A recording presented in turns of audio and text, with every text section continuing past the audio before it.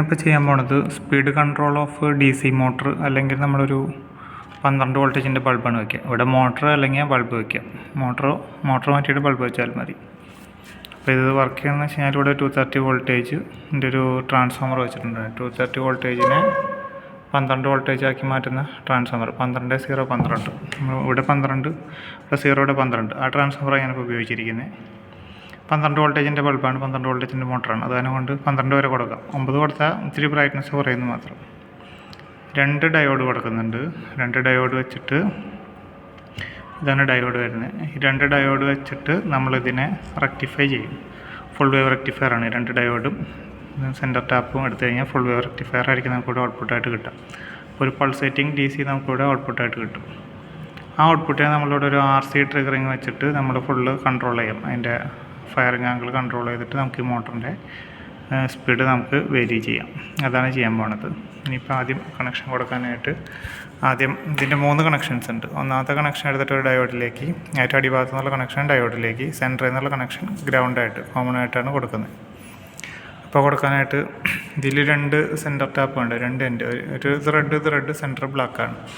അപ്പോൾ ഇതൊരു എൻഡ്, ഇത് വേറൊരു എൻഡാണ്. അപ്പോൾ നമ്മളിതിനെ ഈ ഒരു റെഡിനെ പിടിച്ചിട്ട് ഒരു സ്ഥലത്ത് കൊടുത്തു, വേറെ റെഡിനെ ഇവിടെ കൊടുത്തു, വേറൊരു സ്ഥലത്ത് കൊടുത്തു, പിന്നെ ഒരു ഗ്രൗണ്ട് എടുത്തിട്ട് ഗ്രൗണ്ടിലേക്ക് കൊടുത്തു. ഇനി വേണ്ടത് മുകളിലത്തെ 12 വോൾട്ടേജിന് ഇപ്പോൾ ഈ ട്രാൻസ്ഫോമറുണ്ട്. അപ്പോൾ അതിൽ നിന്ന് എടുത്തിട്ട് ഒരു ഡയോഡാണ് കൊടുക്കുന്നത്. ഡയോഡ് എടുത്തിട്ട് ഈ മുകളിൽ നിന്ന് വന്ന സ്ഥലത്ത് നിന്ന് നമ്മളൊരു ഡയോഡ് എടുക്കും. ഡയോഡിൻ്റെ ഡയറക്ഷൻ നോക്കിയിട്ട് വയ്ക്കണം. വരെയുള്ള സൈഡ് ഇങ്ങോട്ടിരിക്കുന്നു.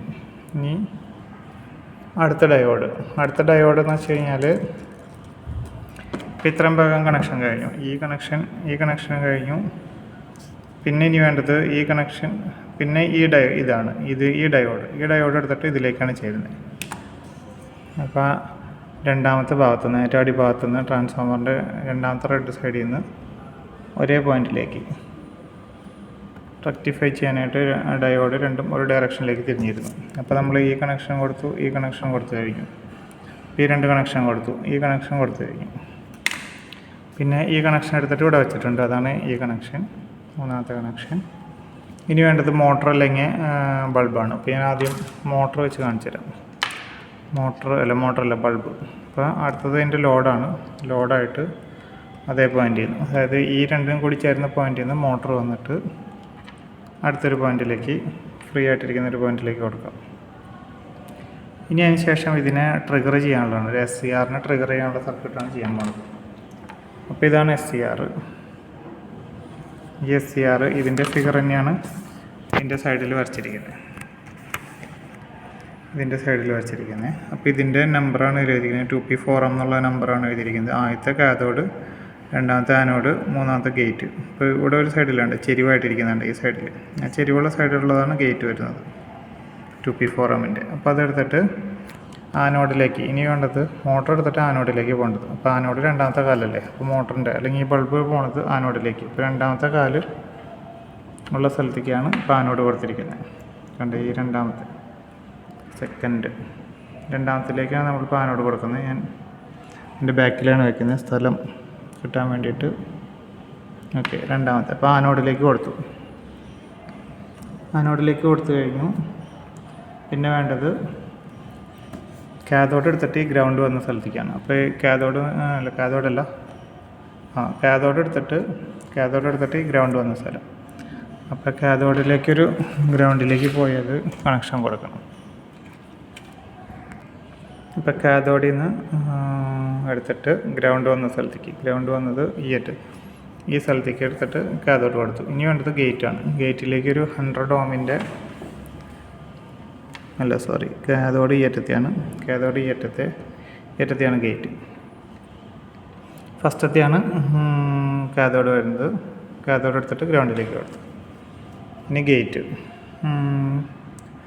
അല്ലെങ്കിൽ പോട്ടെ, 47 KD റെസിസ്റ്റർ ഉണ്ട്. 47 KD റെസിസ്റ്റർ എടുത്തിട്ട് മോട്ടറിൻ്റെ അവിടെ നിന്ന് അല്ലെങ്കിൽ ബൾബിൻ്റെ അവിടെ നിന്ന് താഴത്തേക്ക് വയ്ക്കാം.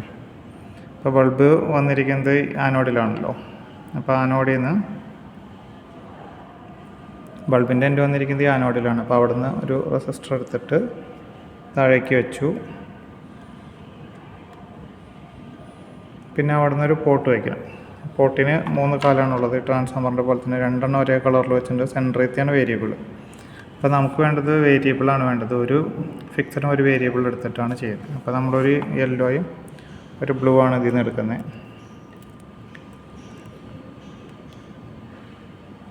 അത് വെച്ചു. പിന്നെ അതിനെ ഒരു കപ്പാസിറ്റർ വെച്ചിട്ട് വേണം ഗ്രൗണ്ട് ചെയ്യാനായിട്ട്. ഓക്കെ, അത് വെച്ചു. അത് രണ്ടാമത്തെ ഉടയ്ക്കുന്നുണ്ട്. പിന്നെ കപ്പാസിറ്റർ എടുത്ത് ഗ്രൗണ്ട് ചെയ്യണം. പിന്നെ വന്നത് ഈ കപ്പാസിറ്ററാണ്. ഈ കപ്പാസിറ്റർ എടുത്തിട്ട് ഗ്രൗണ്ടിലേക്ക്.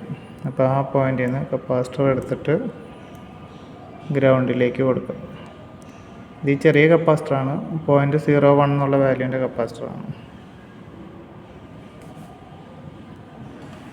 ഓക്കെ, അത്ര വെച്ച് കഴിഞ്ഞു. ഇനി വേണ്ടത് ഈ ഗേറ്റിലേക്കുള്ള ഒരു ഇതും കൂടി ചെയ്യാനുണ്ട്. ഗേറ്റിലേക്കുള്ള കണക്ഷൻ കൂടി ഉണ്ട്. അപ്പോൾ ഈ പോർട്ടിന് കപ്പാസിറ്ററും കൂടി വരുന്ന കാലിൽ നിന്നാണ് ഗേറ്റിലേക്ക് പോകേണ്ടത്. 100 ഓം. ഇനി പോർട്ടും 100 ഓം എടുത്തിട്ട് പോർട്ടും കപ്പാസിറ്ററും കൂടി ചേരുന്ന അതേ പോയിന്റിലേക്ക് കൊടുക്കുക. 100 ഓമിൻ്റെ പോർട്ടും കപ്പാസിറ്ററും കൂടി വരുന്ന പോയിന്റിലേക്ക് കൊടുത്തു. ഇനി പവർ ഓൺ ചെയ്യണം. പവർ ഓൺ ചെയ്തിട്ട് ഇതിൽ നമ്മൾ തിരിച്ച് നോക്കാൻ വേണ്ടത്. അത് തിരിച്ച് നോക്കി കഴിയുമ്പോൾ ഇതിൽ ലൈറ്റ് കത്തണം. കേട്ടോ, ഇതിൻ്റെ ബ്രൈറ്റ്നെസ് നമുക്ക് കൺട്രോൾ ചെയ്യാൻ പറ്റുന്നുണ്ട്.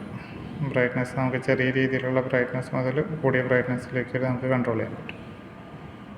അപ്പോൾ ഇത് എങ്ങനെയാണ് സംഭവിക്കണമെന്നുള്ളത്,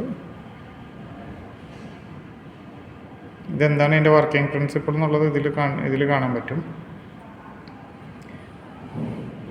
ഇതിന് കാണണമെന്നുണ്ടെങ്കിൽ ഇത് DSOയിൽ വെച്ചാൽ മതി. DSOയിൽ വെച്ചില്ലെങ്കിൽ കുഴപ്പമില്ല. ഈ സർക്യൂട്ടിൽ ലൈറ്റ് ബ്രൈറ്റ്നെസ് അഡ്ജസ്റ്റ് ചെയ്യേണ്ട ആവശ്യം മാത്രമേ ഉള്ളൂ.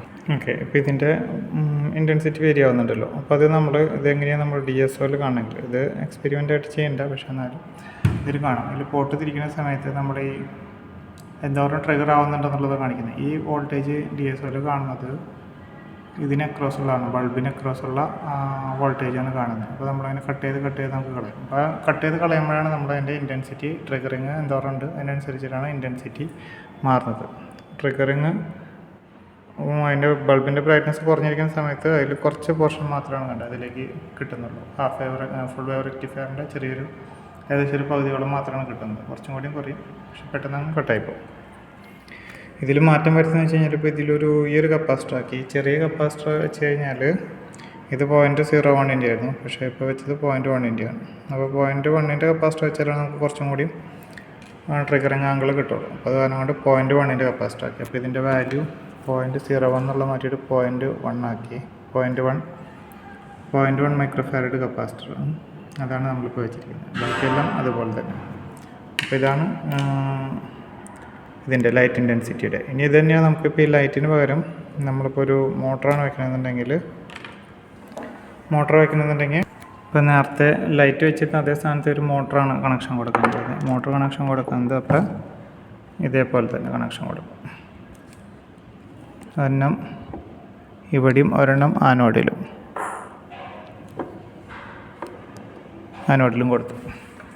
കൊടുത്തു കഴിഞ്ഞാൽ ഇനി പോട്ട് തിരിച്ച് വെക്കാം. പോട്ട് തിരിക്കുമ്പോൾ കണ്ട ഇതിൻ്റെ മോട്ടറിൻ്റെ സ്പീഡ് നമുക്ക് വേരി ചെയ്യാൻ പറ്റുന്നുണ്ട്. വേഗത കൂട്ടാനും കുറയ്ക്കാനും പറ്റുന്നുണ്ട്. അപ്പോൾ സ്ലോ ആയിട്ടും പറ്റുന്നുണ്ട്, ഫാസ്റ്റായിട്ടും പറ്റുന്നുണ്ട്. ഇതാണ് നമ്മുടെ speed control of DC motor അല്ലെങ്കിൽ ലൈറ്റ് ഇൻറ്റൻസിറ്റി കൺട്രോൾ. അതിൻ്റെ വർക്കിംഗ് പ്രിൻസിപ്പിളാണ് നേരത്തെ അതിൽ കണ്ടത്.